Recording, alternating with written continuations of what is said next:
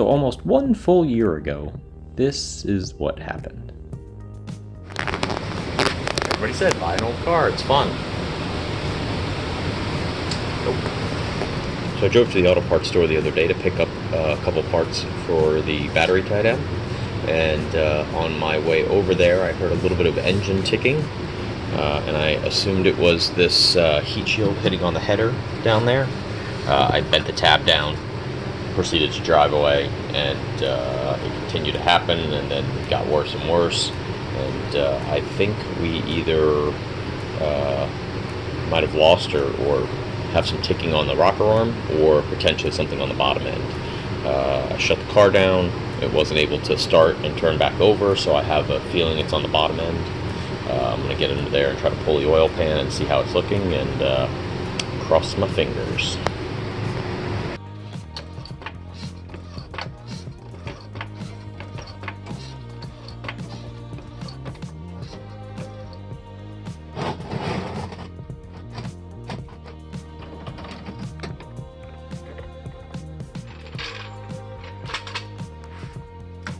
So I got the front end up in the air by jacking it up and putting some rhino ramps underneath it. This will give me a much more stable platform while I'm working on the car. I'll make sure to pull the emergency brake real hard and shock the back wheel so it doesn't roll back any. So we're going to drain all the oil out of this. Once we get the right size socket. Alright, one more time.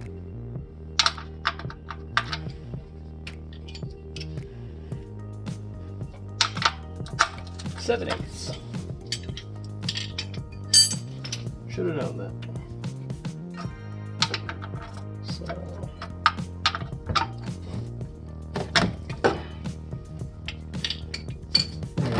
drain all the oil. See what's going on in there. Hopefully no metallic bits.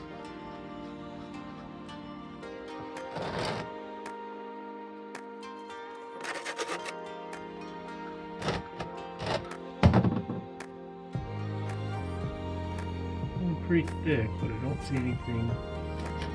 Maybe a little glistening in there. Definitely thicker than it should be though.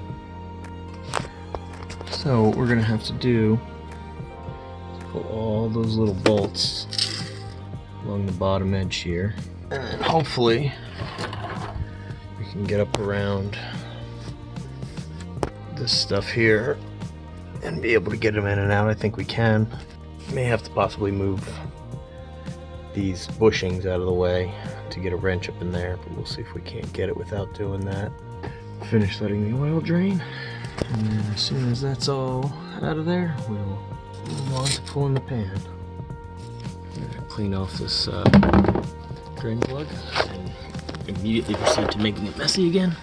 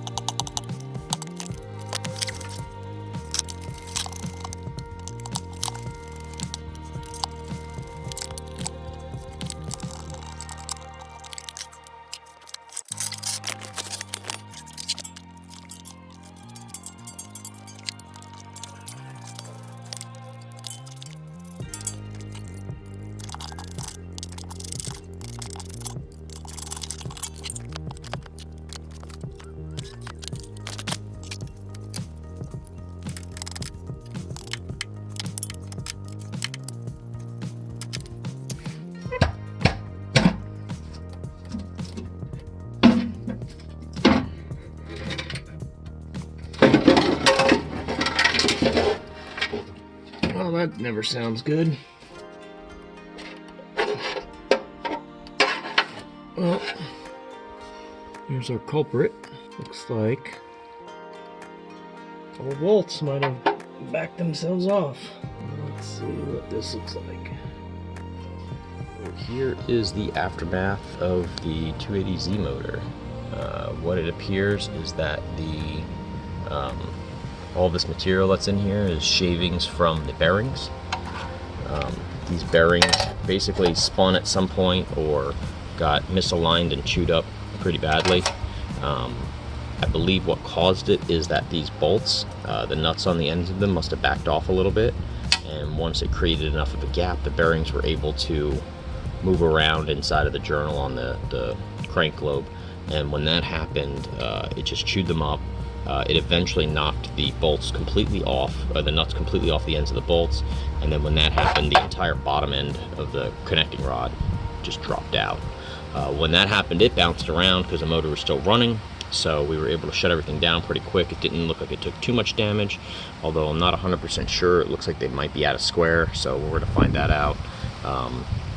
So this could be bent and just completely damaged. I might have to replace it. So at this point, I have an option. I can yank the entire motor out of the car, rebuild it. I have another motor that's over here in this box.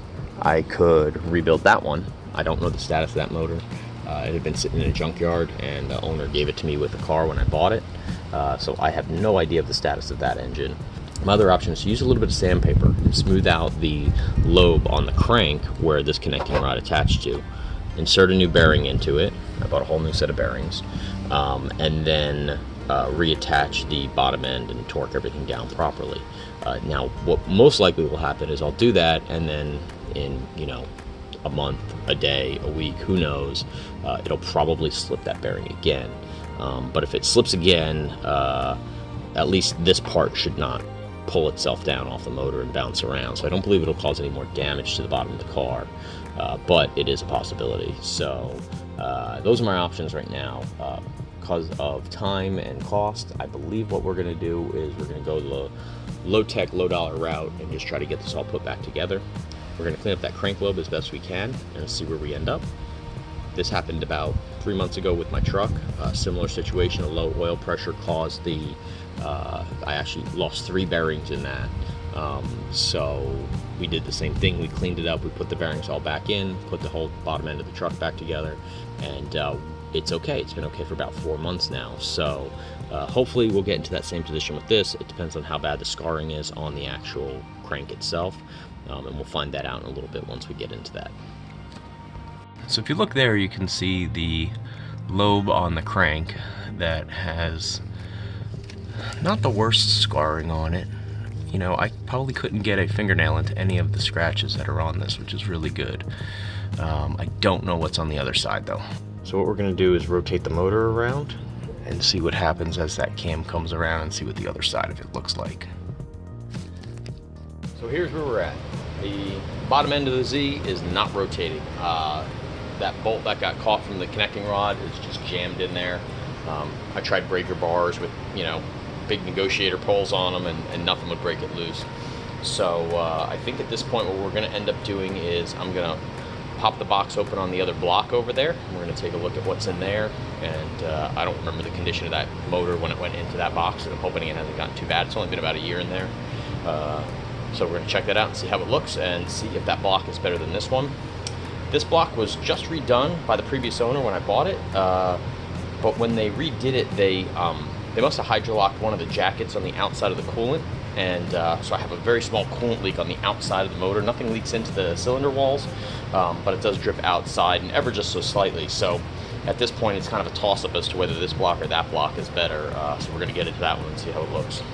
So even though this has been sitting outside, it's been sitting in a big old Tupperware bin, and I have it all plastic wrapped up, so hopefully not too much moisture got in there. It's always been covered by some other this big concrete bin. So let's get in there and see what's going on.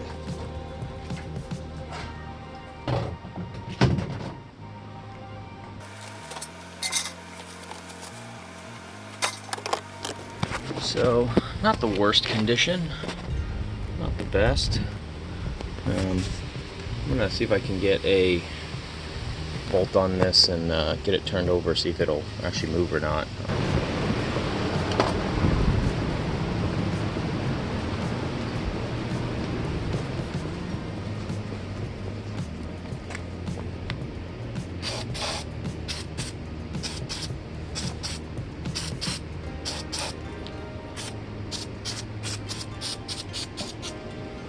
Here's the moment of truth. Let's see if this guy spins.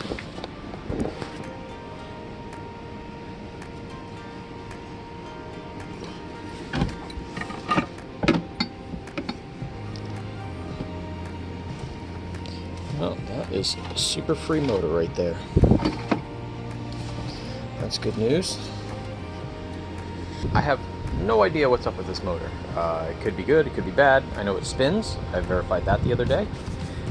So now that I know that it's spinning, we're going to consider this the starting point for the rebuild rather than using the other block. On the other block, there's a water jacket out here that has a slight crack in it. So I don't want to reuse that block because that leak either has to be welded or something else has to be done to it to seal it up. So we're going to start with this block. I'm going to get it out of this box, get it up onto an engine stand, start tearing it down.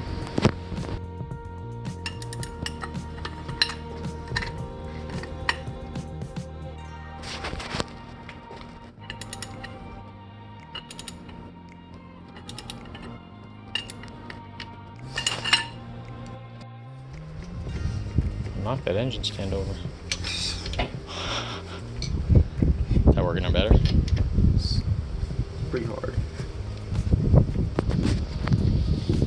That one's Jeez. This one's, Go to the that next one's one. Just pancake just too, you skip know what through I mean? them. Yeah, that one's in between two Yeah.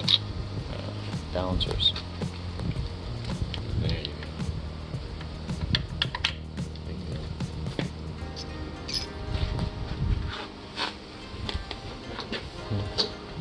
Crank looks good.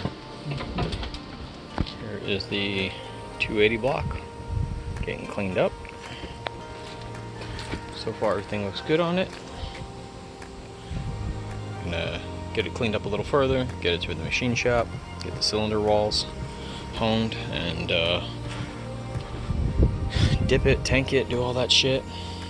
Don't think it needs to be decked, but we'll find out and go from there.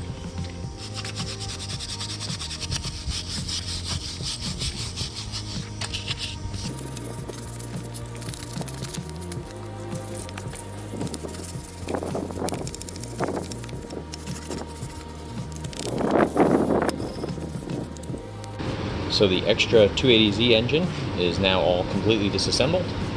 We're going to get it over to the machine shop and have them take a look at it. I know for a fact at least this cylinder needs to be rebored. And then we'll see from there what ends up happening, if we have to go oversized or if we're going to be able to, stick with a standard size piston. We'll find out in a little bit. Here are the connecting rods and pistons for the second motor.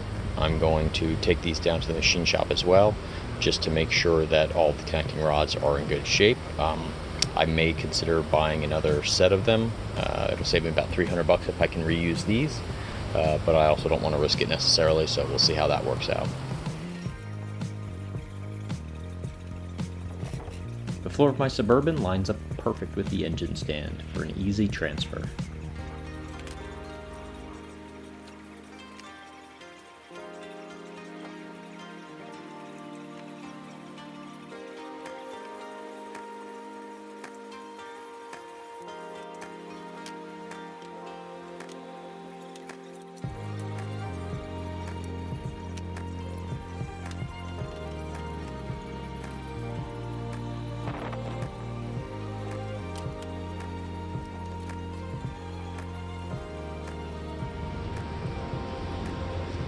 Engine in the Suburban, off to the machine shop.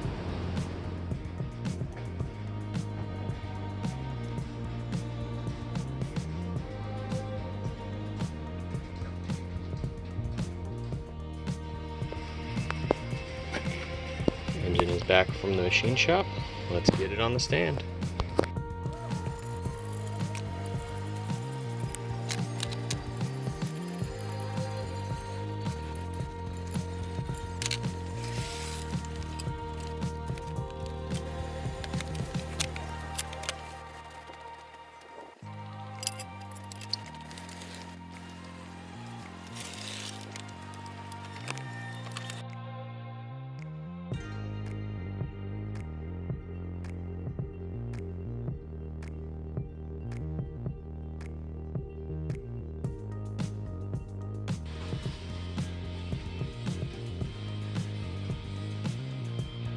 I mask off the refreshed block to get ready for paint.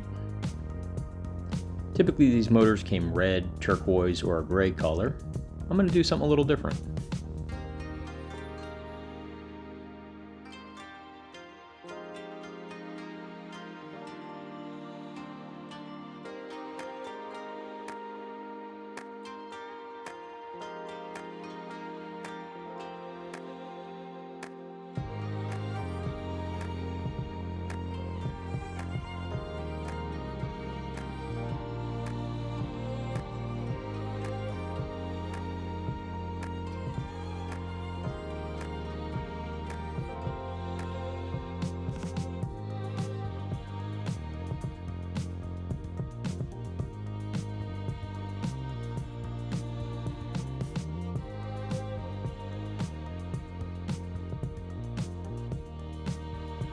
First, I paint the engine with a bold Ford blue. This is just my base coat.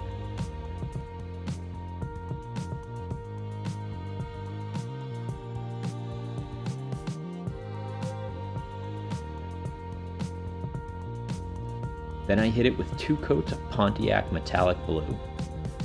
Somehow this paint color is so similar to the exterior of the car, the Ford blue shows through and makes almost a perfect match. Here's the old lower front dam of the car that I removed to put the spoiler on for color reference. Pretty damn close. I want to shave all the holes off the valve cover when I reroute the wires and then powder coat it bronze. I think it'll be nice to bring some of the outside into the engine bay. Same process for the oil pan. I sand and degrease it and then mask it off. Hit it with a coat of the darker blue.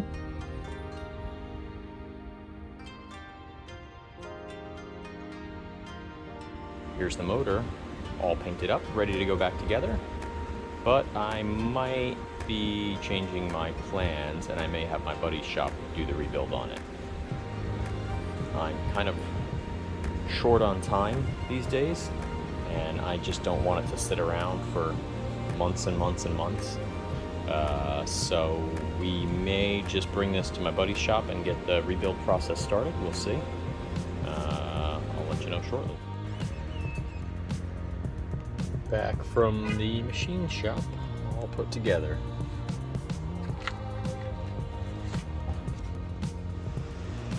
Okay, here is the, I don't know, it's been about a year now, status update on the Datsun. We're going to be taking this nice, fresh new motor right there, and we're going to be putting it right into that engine bay right there. And I'm going to be getting this whole car over to my buddy Erol, and he's going to help me out with it.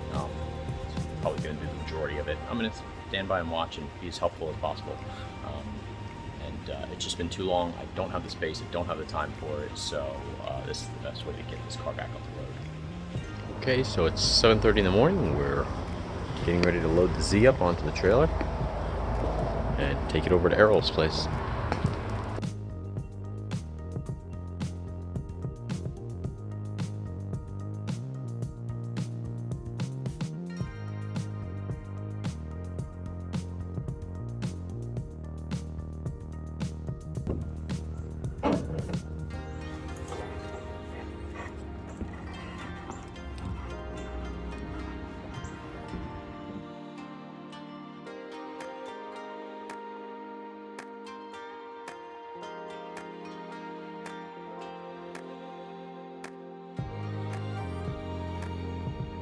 That was almost pretty epic. I somehow managed to forget I had my smaller ball hitch on this. And so when I went to go load the car up, it lifts it off the ball. Not the best. Let's get that fixed.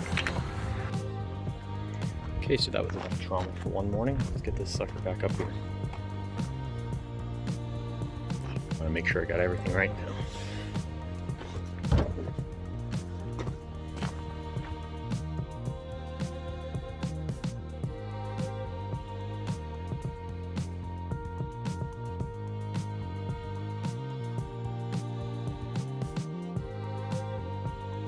Well, that wasn't so bad. Got the Z loaded up. We're getting ready to head over to Erol's shop. So I didn't film much over at Erol's workshop. I dropped the car off on Saturday morning and then I had to go to work. Then he and his assistant started tearing into it. They had the old motor out and on the floor by lunch. Way faster than I would have been able to do it. I got over there on Monday morning to help out, but I didn't want to be in his face with the camera, so I just took a few photos throughout the day to document what I could. We started prepping the new block. Got the head assembled and on the motor and properly torqued down. I sandblasted and painted the engine mounts and the pulley. Then we mounted the oil and water pumps and the distributor. Up onto the hoist and back into the engine bay. Unfortunately, I had to go back to work that day, but they had the car ready by the next morning. So I swung by and picked it up and drove her home. It's great to be behind the wheel again for the first time in almost a year. So back at it in the Z. It's running and driving. Everything seems good right now. All our temperatures and pressures are running great. My speedometer seems to not be functioning right now. I'll get that sorted out. Otherwise, welcome back, Mr. Datsun.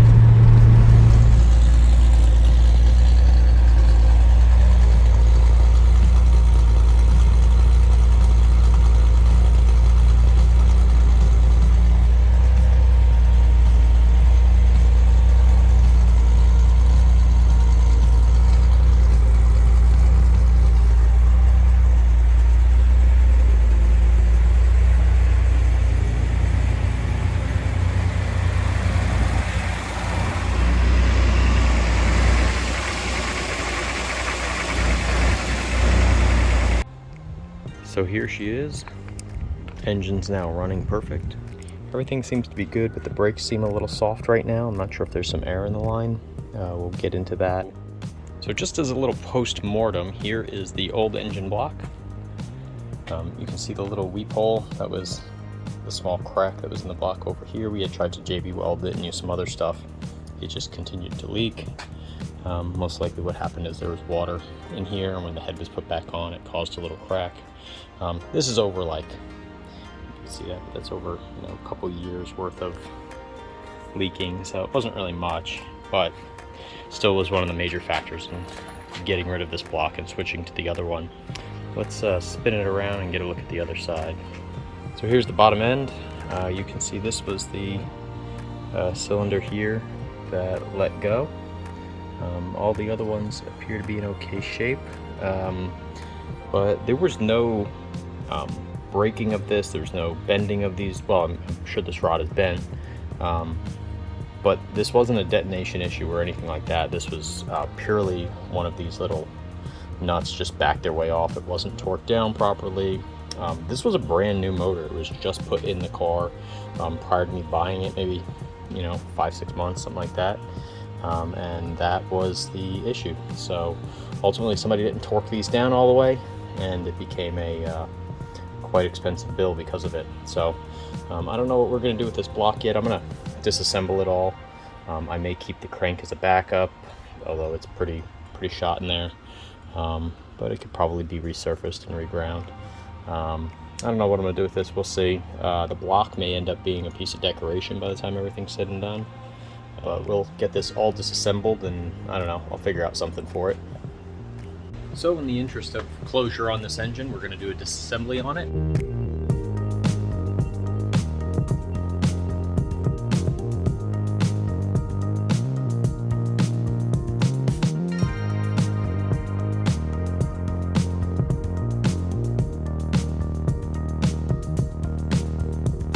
Well, I got it mostly disassembled. Obviously this was the bad connecting rod. I'm gonna have to get a cutoff saw and lop that end off to get this out of the cylinder. It can't come backwards because these main bearing races are in the way of the piston. So I'll get this lopped off, and then we'll pop the cylinder back out the other way, or pop the piston back out the other way.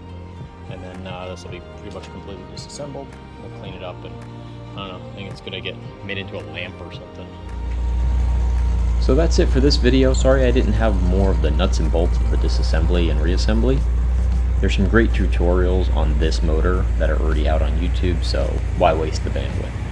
I'll try to link to some of those videos below. Again, many thanks to Erol over at TPS Performance who just smashed this together like a champ, and thanks to John over at Ralph's Machine Shop in Jupiter for being so professional and getting me the motor cleaned up and assembled. I had some problems at another machine shop. Let's just say it involved a lost crank. I'll leave a link to them below. Please be sure to comment below at how much better at motors you are than me. And if you want to see what's next on the Datsun, click the notification bell. Stay tuned for next week. We're going to be doing a spark plug rework and fixing one of the back brakes. And we're going to start shaving the valve cover and getting it prepped for powder coat. After that, I'm going to have an update to the interior. And finally, I'm going to be installing some coilovers. It's about damn time. Thanks again. See you next time.